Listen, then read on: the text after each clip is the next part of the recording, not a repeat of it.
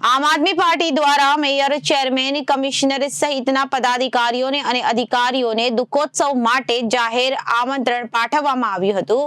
આ વર્ષે ચોમાસા દરમિયાન સુરતના રોડ રસ્તાની હાલત ખાસ્તા થઈ ગઈ છે।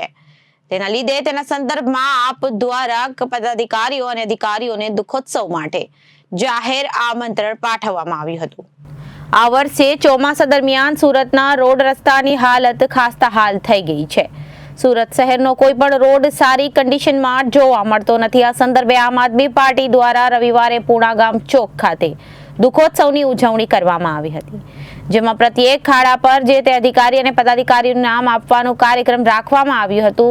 આપ દ્વારા મેયર, ચેરમેન, કમિશનર સહિતના પદાધિકારીઓ અને અધિકારીઓને દુઃખોત્સવ માટે જાહેર આમંત્રણ પાઠવવામાં આવ્યું હતું। ચોમાસા દરમિયાન સુરતના રોડ રસ્તાની હાલત ખાસ્તા થઈ ગઈ છે અને સુરત શહેરનો કોઈ પણ રોડ સારી કન્ડિશનમાં જોવા મળતો નથી।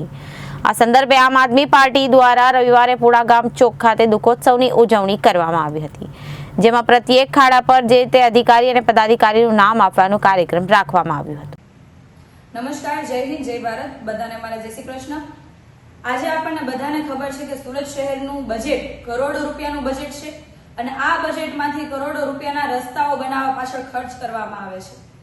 ખરેખર સુરત મહાનગરપાલિકાની પ્રાથમિક જવાબદારી છે કે સુરત શહેરની જનતાને સારા રસ્તા, સારા પાણીની વ્યવસ્થા અને ગટર લાઈનની વ્યવસ્થા કરી આપે, પરંતુ આજે રસ્તાની હાલત જોઈએ તો તમામ રસ્તાઓ બિસ્માર હાલતમાં છે। લગભગ રસ્તાઓ પર ખાડા પડી ગયા છે અને આ ખાડાઓ પરથી લોકોએ પસાર થવું પડે છે અને જે તકલીફો પડી રહી છે એમનો સામનો આ સુરત શહેરની જનતાને કરવો પડે છે।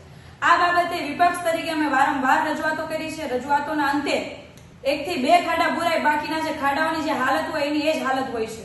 એટલે ખબર જ ના પડે કે રસ્તાઓ ક્યાં છે અને રસ્તાઓની વચ્ચે ખાડા છે, ખાડાની વચ્ચે રસ્તાઓ છે। આવી પરિસ્થિતિ છે। લોકો પણ આ રસ્તાઓ પર ત્રાહિમામ પોકારી ચૂક્યા છે। ત્યારે અમે આમ આદમી પાર્ટી દ્વારા તમામ નગરસેવકો દ્વારા એક દુઃખોત્સવ કાર્યક્રમનું આયોજન કર્યું છે, જેમાં અમે નામકરણ રસ્તાઓના જે ખાડા છે એમનું નામકરણ કરવાના છીએ, જેમનું નામકરણ આ ભારતીય જનતા પાર્ટીના શાસકો એટલે કે પદાધિકારીઓ અને જે અધિકારીઓ છે એમના નામથી કરવાના છીએ, કારણ કે એમની નિષ્ફળતાના કારણે અને કરોડો રૂપિયાની જે વચ્ચેથી કટકી અથવા ભ્રષ્ટાચાર થતો હોય એના કારણે રસ્તાઓ બિસ્માર હાલતમાં હોય છે।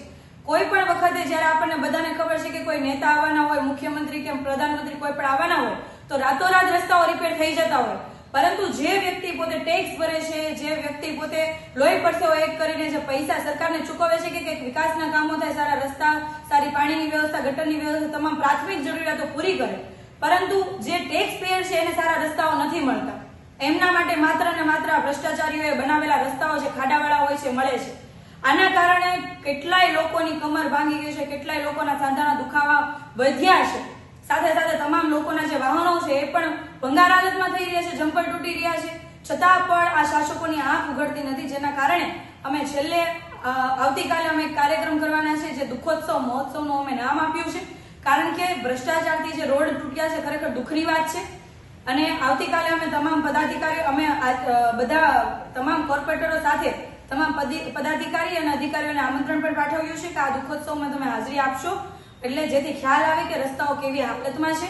તમામને અમે આમંત્રણ પત્રિકા માનનીય મેયરશ્રી, સ્ટેન્ડિંગ કમિટીના ચેરમેનશ્રી, શાસક પક્ષ નેતાશ્રી, ડેપ્યુટી મેયરશ્રી, આ તમામને અમે આમંત્રણ પત્રિકા પાઠવીને આમંત્રણ આપ્યું છે અને આવતીકાલે આમ આદમી પાર્ટીના તમામ કાર્યકર્તાઓ, વિસ્તારના તમામ લોકો, આમ આદમી પાર્ટીના તમામ નગરસેવકોની આગેવાનીમાં અમે આવતીકાલે કાર્યક્રમ કરવાના છીએ।